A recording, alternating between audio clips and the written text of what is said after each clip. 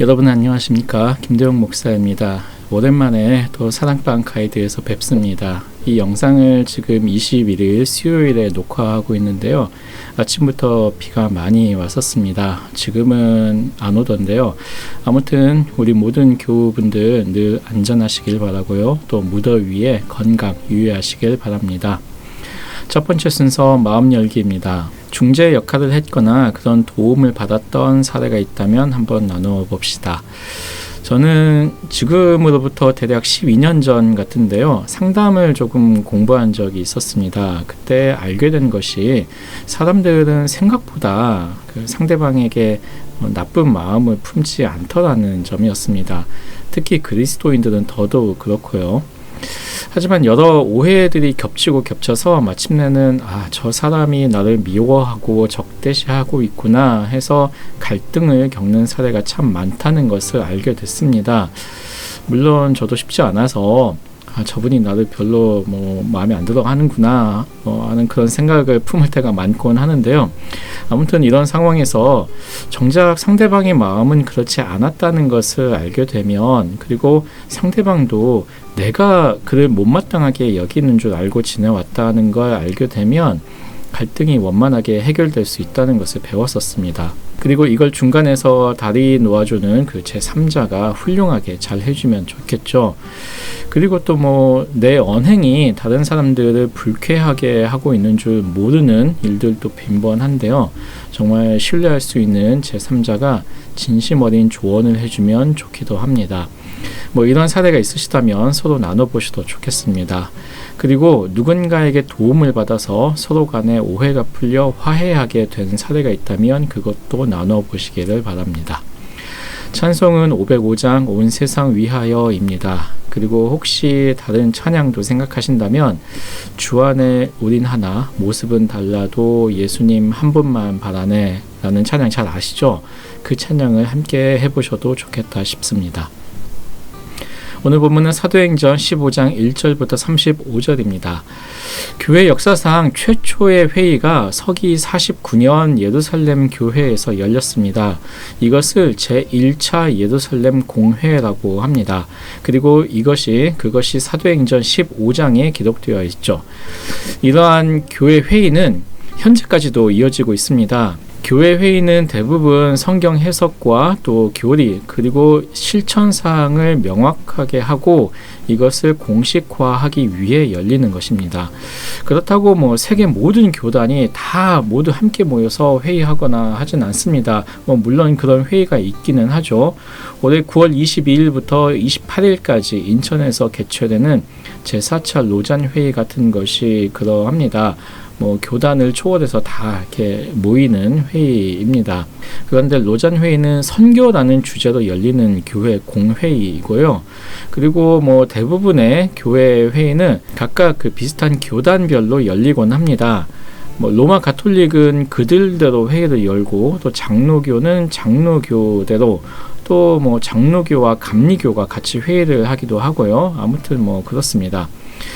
교회 역사상 최초의 공회의였던 예루살렘 공회는 이방인 선교에 있어서 할례와 율법을 어떻게 해야 하는가, 이것을 정하기 위해 모였던 회의였습니다. 우리가 분명히 해둬야 하는 점이 있는데요. 사도행전의 초대교회는 사실 처음엔 이방인들에 대해 별다른 관심을 가지지 않았었습니다. 예수를 메시아로 받아들이는 문제는 어디까지나 이스라엘에 국한된 것이었습니다. 그래서 초대교회는 먼저 유대인들에게 예수가 메시아임을 전했고요. 또 그 다음 똑같이 야곱의 후손이자 한때 북이스라엘의 후손들이었던 그 사마리아인들에게도 예수를 전했습니다. 사실 교회가 사마리아에도 복음을 전했다는 건 정말 대단한 일이었는데요. 원래 유대인들은 사마리아인들을 경멸했었기 때문입니다. 그래서 서로 이렇게 상종하지 않았어요. 하지만 교회는 사마리아라는 그 경계를 넘기 시작했습니다. 그리고 이방인들 중에 도대체 어디서 듣고 결심했는지 모르겠지만 스스로 여호와 하나님에 대해 듣고 하나님을 경외하고 싶어하는 이방인들이 있다면 그들에게도 예수를 전했었습니다. 하지만 이방인 중에 하나님을 모르는 사람들에겐 초대교회는 굳이 다가가지 않았었습니다. 그런데 안디옥 교회는 하나님을 모르는 이방인들에게 먼저 다가가서 선교를 한 겁니다.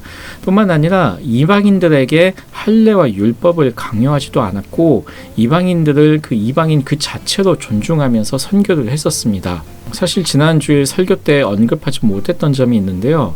특히 이 할례는 이방인들이 예수님을 믿는데 굉장히 큰 걸림이 됐었습니다. 왜냐하면 그 당시 헬레니즘 사회에서는 공중 목욕탕이 굉장히 많았고요. 또 운동 경기 같은 걸 할 때 남성들이 나체로 활동을 했었습니다. 이렇게 헬레니즘 사회에서는 남성이 나체로 활동하는 일들이 좀 많이 있었는데 저 사람 할례를 받았네? 저 왜 저러지? 하는 것을 굉장히 수치스럽게 여겼기 때문에 선뜻 그렇게 예수를 믿겠다 하지를 못했습니다. 왜냐하면 할례를 받아야 될지도 모르니까요. 뿐만 아니라 율법이 그 많은 음식도 먹을 수 없다 보니까 이방인들은 예수를 믿어서 할례도 받고 율법을 지키려 하다 보면 그들 이방 사회에서 정상적인 사회생활을 하기 어려워했었습니다. 그런데 안디옥 교회는 이방인들을 존중하면서 선교를 했죠. 하지만 이런 안디옥 교회까지 찾아와서 비방을 하는 사람들이 생겼습니다. 이방인들에게도 할례와 율법을 명해야 한다고 주장합니다. 그래서 이 문제를 명확히 정하기 위해서 예루살렘 공회가 열렸습니다. 그리고 이 회의에서 교회는 복음을 듣고 믿기로 결심한 이방인들에게 할례를 비롯한 율법의 의무를 강요하지 않기로 결정합니다. 이방인들을 있는 그대로 존중하기로 합니다. 이렇게 하여 교회는 비로소 더 이상 넘지 못할 벽이나 경계 따위는 남지 않게 되었습니다. 현재 우리나라 상황을 모두 다들 잘 아실 것이라 생각합니다. 곳곳마다 분열과 반목이 발생하고 있습니다. 남과 북, 동과 서, 세대와 세대, 남자와 여자도 갈등을 빚고 있고요.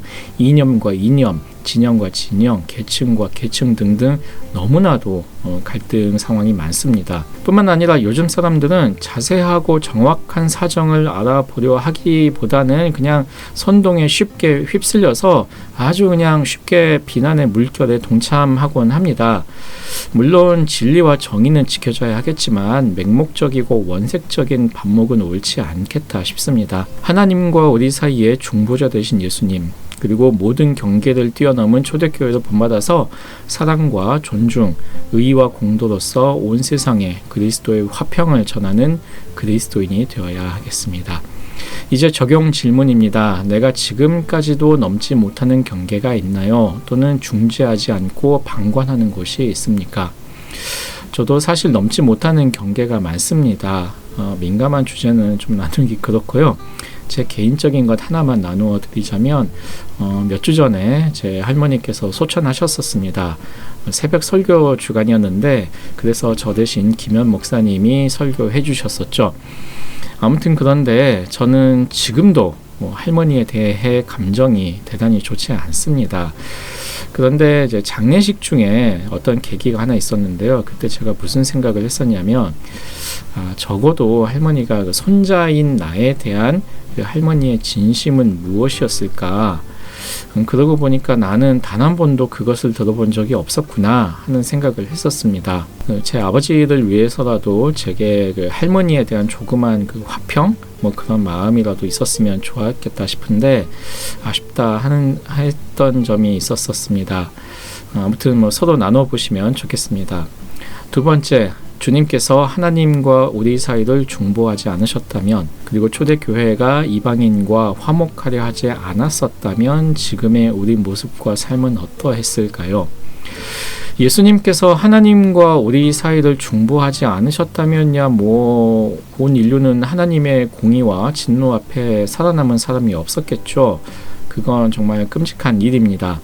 그리고 초대교회에서 이방인과 화목하지 않았다면 하나님께서 어떤 식으로든 그 이후의 역사를 이끄셔서 복음이 만방에 퍼지게는 하셨겠지만 그래도 상상을 해보자면 선교가 지금처럼 격동적으로 전해지진 못했지 않았을까 싶습니다. 어쩌면 우리는 여전히 주님을 모른 채 목자 없는 양떼들처럼 살아갔을지도 모르고요. 각자 상상을 나눠보시길 바랍니다. 세 번째입니다. 오늘 주신 말씀을 통하여 하나님께서 우리에게 원하시는 바는 무엇입니까? 하나님께서는 우리가 아직 원수되었을 때부터 예수 그리스도를 통해 화목을 이루시려고 하셨고, 예수님께서도 하나님의 뜻에 따르셨습니다. 그리고 그리스도인이라면 마땅히 예수님처럼 살아가야 함이 옳습니다. 그렇다면 수만 가지로 갈라지고 있는 이 세대의 그리스도인들은 이 갈라짐을 봉합하고 치유하고 회복해야 하는 역할을 감당해야 하지 않나 싶습니다. 광고 전해드립니다. 청년부 국내 아울리치 영양 대천교회로 오늘 아침에 떠났습니다. 다행히 태풍은 약화되었다고 하는데요. 날씨를 비롯해서 모든 안전 지켜주시고 그곳 교회와 지역 그리고 참여하는 우리 청년들에게 하나님께서 은혜 주셔서 모두에게 뜻깊은 시간 될 수 있도록 기도 부탁드립니다. 9월 1일 주일 저녁 7시에 OK 덕서 문화 콘서트 3층 그레이스홀에서 진행됩니다. 크리스찬 개그맨이면서 유튜버인 정재형 씨와 함께 하는데요. 오늘 보니까 구독자가 60만 명이 넘더라고요. 이 정도 숫자면 상당한 수준입니다. 지역사회 많은 분들 초대해 주셔서 함께 해주시길 바랍니다. 하반기 성경 아카데미 신청 중에 있습니다. 되도록이면 교회 홈페이지 온라인 신청을 통해 신청해 주시고요. 이것이 어렵다 싶으신 분들께서는 행정실로 신청해 주시면 되겠습니다. 하반기 행복한 부모 교실도 9월 4일부터 시작합니다. 65세 이상 어르신들 많이 참여하실 수 있도록 주변 어르신들 계시다면 알려주시면 감사하겠습니다. 그림 1:1 전도 양육 세미나가 이제 다음 주 수목금으로 다가왔습니다. 이것은 항존직만 해당되는 것이 아니고요. 전교인 대상입니다. 누구나 신청하실 수 있고 참여하실 수 있습니다. 물론 평일 오전과 오후에 시간 내기 어려운 분들 많으시겠지만요. 가능하신 분들은 함께 참여해 주시면 좋겠습니다. 함께 기도하겠습니다. 사랑과 은혜가 풍성하신 하나님 아버지, 죄악된 온 세상과 화평을 이루신 하나님을 찬양하며 이 놀라운 일을 이루신 예수님께 감사드립니다. 그리고 생명의 복음이 온 열방에 거침없이 전해지도록 초대교회를 통하여 섭리하심에 또한 감사드립니다. 우리가 이 큰 은혜를 먼저 입었으니 이를 이제 널리 전하게 하여 주시옵시며 주의 사랑을 온 열방에 전하게 하여 주시옵소서.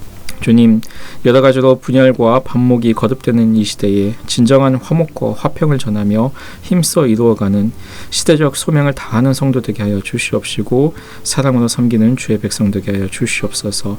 진정으로 예수 그리스도를 닮아가게 하여 주시옵소서. 예수님 이름으로 기도합니다. 아멘. 감사합니다.